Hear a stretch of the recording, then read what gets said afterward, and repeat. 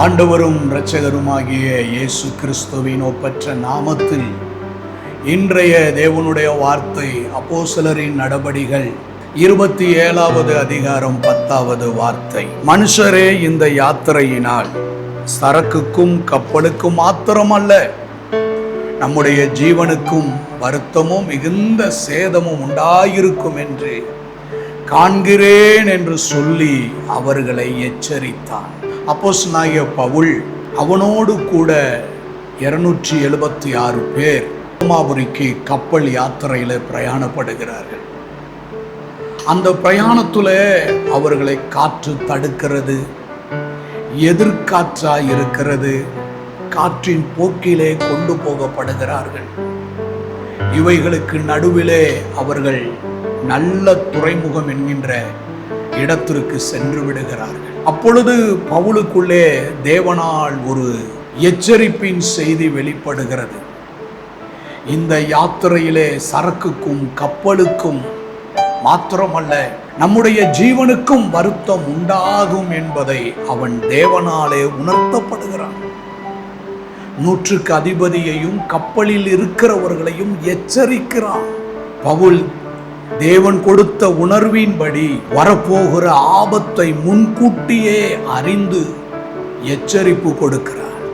அவன் ஒரு மாலுமி அல்ல, ஒரு கப்பல் கட்டுகிற நிபுணரும் அல்ல.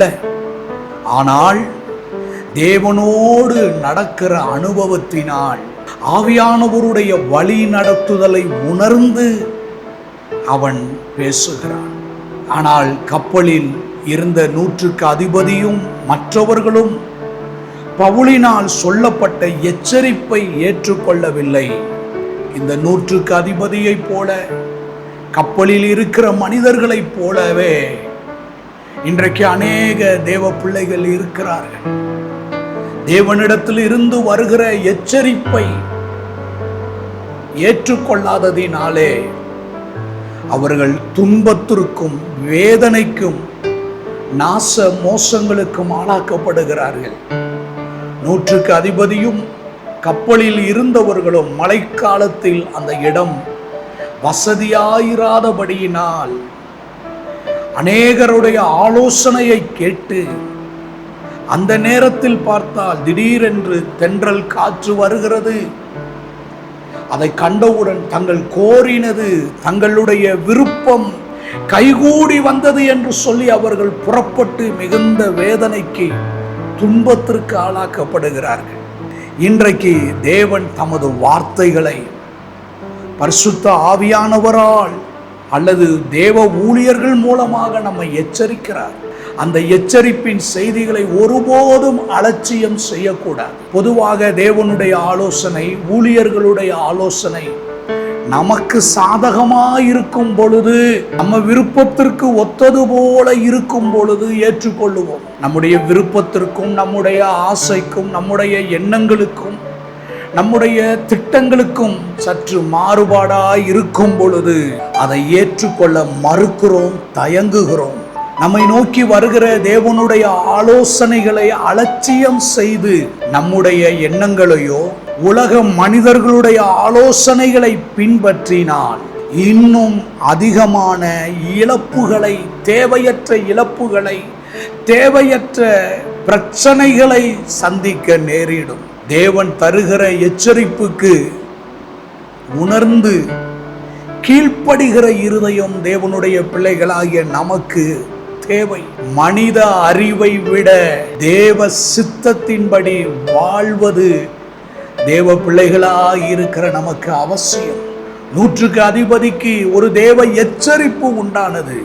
ஆனால் அவனுடைய கீழ்ப்படியாமை, தேவ எச்சரிப்பை ஏற்றுக்கொள்ள முடியாத இருதயத்தின் நிமித்தம் அவன் இன்னும் வேதனைகளையும் பாடுகளையும், அவன் மாத்திரமல்ல, கப்பலில் இருந்த 276 பேரும் சந்திக்க நேரிட்டது.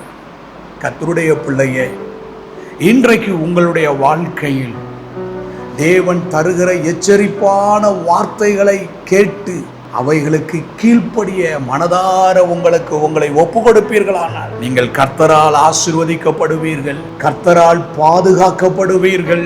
தேவையற்ற இழப்புகள், நஷ்டங்கள், விக்கினகங்கள் இவைகளுக்கு நீங்கள் விலக்கி பாதுகாக்கப்படுவீர்கள். உங்களை நோக்கி வருகிற தேவனுடைய ஆலோசனைகள், எச்சரிப்பின் செய்திகள் அலட்சியம் செய்யாமல் செவி கொடுத்து கீழ்ப்படியும் பொழுது உங்கள் வாழ்க்கையில் எல்லாம் ஆசீர்வாதமாய் இருக்கும்.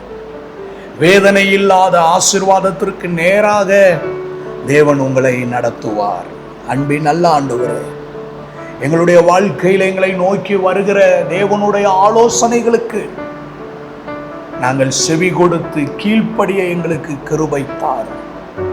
எங்களை நோக்கி வந்த தேவனுடைய ஆலோசனைகளை கடந்த காலங்களில், நிகழ்காலங்களில் அலட்சியம் செய்திருப்போமானால் இன்றைக்கு நாங்கள் வருந்தி மன்னிப்பு கோரி கர்த்தாவே உம் பக்கமாக திரும்பி வருகிறோம். எங்களுக்கு விடுதலையை தந்து இளைப்பாறுதலை கட்டளையிடும். இயேசுவின் நாமத்தில் பிதாவே, ஆமென். கர்த்தர் நம்மை ஆசீர்வதிப்பாராக.